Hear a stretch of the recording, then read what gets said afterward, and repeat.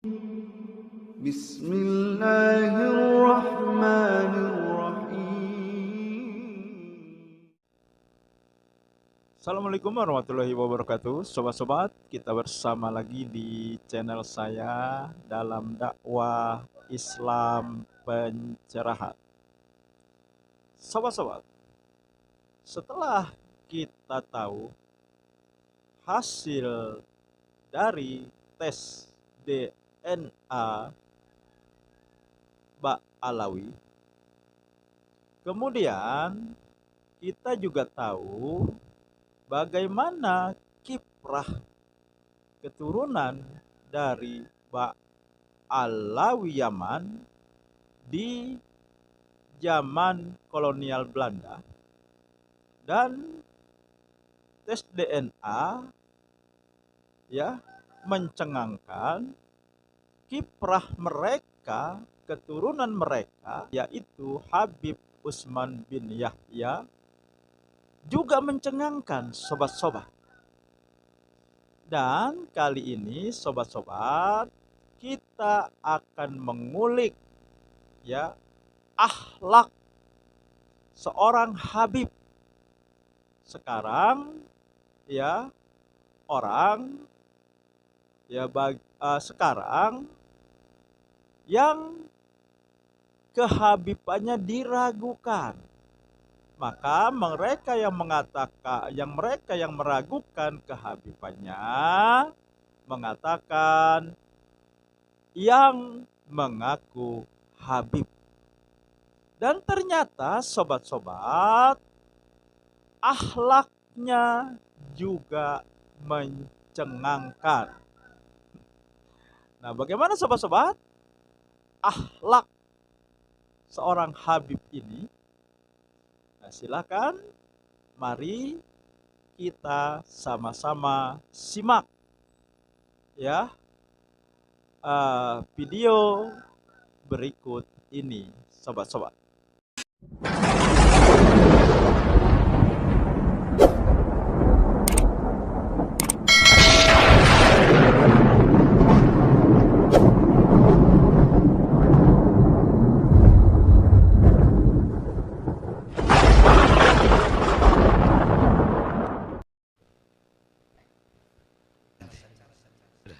Belakang.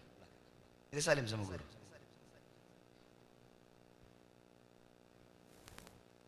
Begitu cara salim sama guru. Ente balik lagi ke belakang.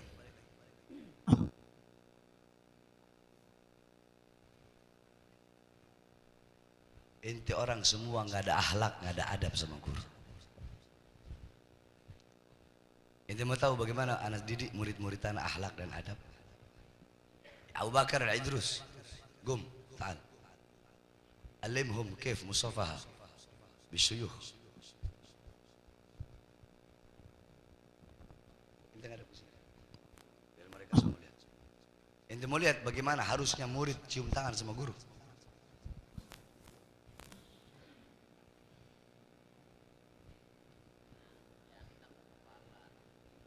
Bukan cuma ditempel, dihirup. Ditaruh di atas kepala ente, cium dada guru ente. Khalas, bakar ke belakang. Ente lihat dia ke belakang. Berani dia belakangnya anak? Ada nggak dia belakangnya anak? Ente belakangi guru ente. Ente tadi jalan, dia tadi jalan belakangi gurunya nggak? Cara begitu cara ente berakhlak beradab sama guru. Hah? Anak ajarkan ente bitatbik. Anak kalau ngajar pakai praktek, bukan cuma ngomong. Cium tangan seperti yang anak ajarkan tadi. Ini buat semua. Mungkin itu santrinya mendatangi Habib Bahar bin Sumaid ini dengan cara membungkuk atau merangkak dan mencium tangannya, mencium kaki. Alam jagat raya bergembira dengan lahirnya Nabi Muhammad sallallahu. Semuanya bergembira. Saudara-saudara sekalian yang dimuliakan oleh Allah, semua makhluk bergembira, bahkan seekor anjing bergembira dengan lahirnya Nabi. Seluruh binatang-binatang bergembira dengan lahirnya Nabi. Anjing bergembira dengan lahirnya Nabi Muhammad. Kalau ada orang yang mengaku sebagai umat Nabi Muhammad, mengaku beriman kepada Nabi, mengaku mengikuti sunnah dan ajaran Nabi, tapi dia tidak bergembira dengan lahirnya Nabi, dia tidak senang dengan maulidnya Nabi, itu orang bukan anjing, bukan. Terus apa? Itu orang lebih anjing dari anjing, saudara-saudara. Kenapa? Anjing saja bergembira dengan lahirnya Nabi Muhammad sallallahu alaihi wasallam. Banyak orang-orang di luar sana, mereka mengaku yang paling ikut sunnah. Ada ustadz-ustadznya, Khalid Basalama, Yazid Jawas, ustadz-ustadz Wahabi yang suka pakai celana cingkrang. Mereka berkata maulid bid'ah, maulid sesat, ini kafir, itu kafir, maulid syirik. Saudara-saudara, mereka orang-orang yang bodoh, mereka orang-orang yang dibutakan hatinya oleh Allah Subhanahu wa taala. Saudara-saudara sekalian yang dimuliakan oleh Allah Subhanahu wa taala, seluruh makhluk bergembira dengan lahirnya Nabi, illa iblis, kecuali iblis. Iblis tidak senang dengan lahirnya Nabi. Nah, sobat-sobat, bagaimana? Mencengangkan? Ya, mencengangkan, sobat-sobat. Ya, sampai segitunya, ya, seorang Habib dihormati. Ya, nah baiklah. Sobat-sobat, beberapa cuplikan video ini sebagai pembanding dari akhlak sang Habib tersebut, sobat-sobat. Nah, kita simak saja sama-sama narasi di beberapa video berikut ini, sobat-sobat. Kalau bicara menghormatin guru, maka itu hal yang wajib. Rasulullah Sallallahu Alaihi Wasallam mengatakan, "Laisa minna," bukan dari golongan kami, kata Nabi SAW.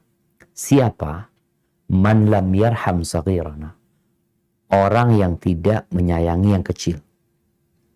Walam yuwaqqir kabirana, dia tidak menghormati yang besar, yang lebih tua.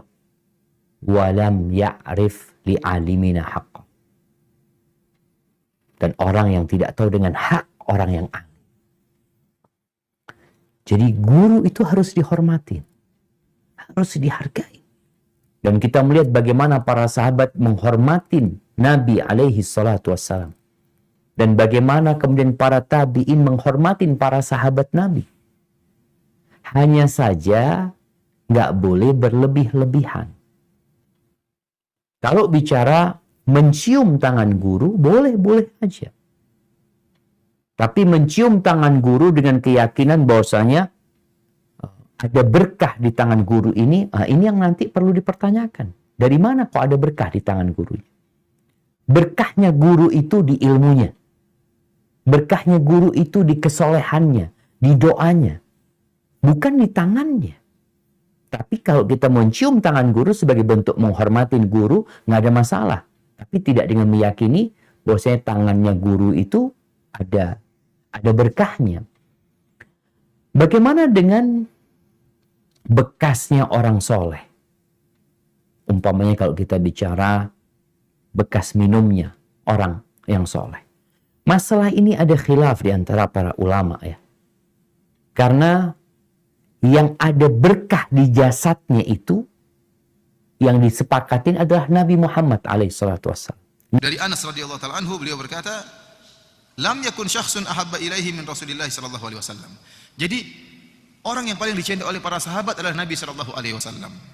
Wa kanu idza ra'ahu lam yaqumu lima ya'lamuna min karahiyatihi lidzalik. Akan tapi kalau Nabi datang, para sahabat tidak berdiri dalam rangka menghormat Nabi sallallahu alaihi wasallam. Kenapa? Mereka tahu Nabi benci akan hal ini. Ide yang timbul dalam hati para sahabat sudah benar.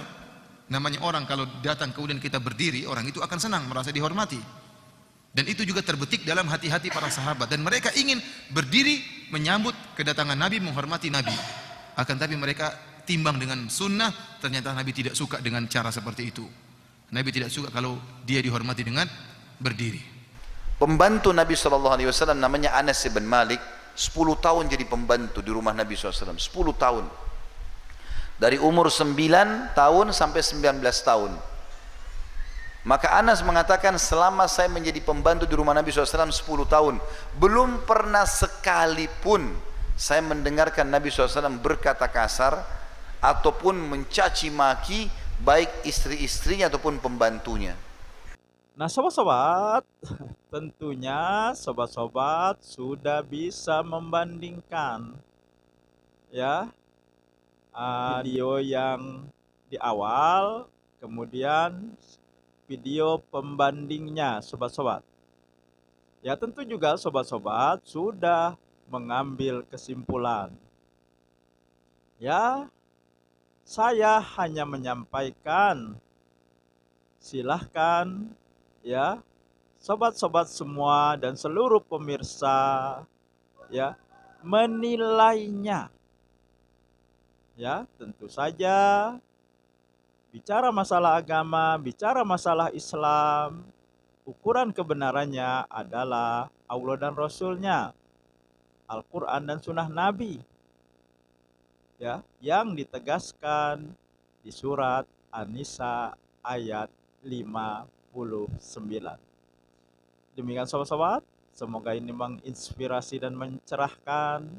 Nasrum minallahi wa fatun qarib. Wassalamualaikum warahmatullahi wabarakatuh.